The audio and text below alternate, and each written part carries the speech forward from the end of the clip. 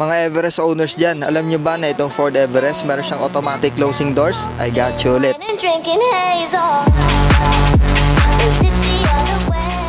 Ayaw nyong maniwalang may automatic closing doors, tara. First step, buksan nyo yung pinto. Pangalawa, baba nyo yung bintana. At syempre, upo kayo dito. At pangatlong step, cambio nyo ng reverse and gas. Boom! This is the 2018 Ford Everest Titanium Automatic. Sa exterior, meron kang fresh original paint, auto-retractable side mirrors, may turn signals dito, 20 inches alloy wheels, bago yung mga tires. At dito naman sa harap, meron kang projector headlight, fog lamps, may chrome accents sa grille at may sensors na rin dito. At sa engine, meron kang 2.2 liter 4-cylinder turbocharged automatic transmission diesel engine na reliable, matibay at syempre madali yung parts. Huwag ka maniniwala sa sinasabi nila na mahirap yung parts ng Ford. Mahal oo, pero mahirap hindi. At sa pinakalikod, meron kang LED taillight, rear fog lamps, rear sensor, rear camera at power tailgate.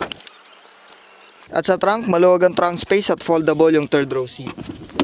At sa cabin, sobrang premium ng design at mostly leather na siya. Intact na headliner, fresh leather seat, may mga controls dito, analog and digital display, may touch ng leather yung dashboard niya, touchscreen infotainment system, may mga USB ports at outlet source dito, automatic transmission with manual shifting mode, at ang favorite part ko, may automatic parking feature na siya. Hindi ko kinokontrol oh.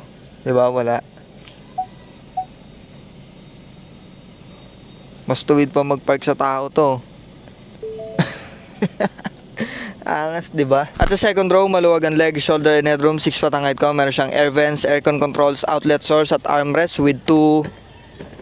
Basta meron siyang 2 cup holders dito. At sa third row seat, hindi ako kasya dyan. Basta ayan yung space niya. Kaya ikaw, kung gusto mo ng Everest na automatic nagko-close yung doors, 895,000 pesos lang to. Peace out.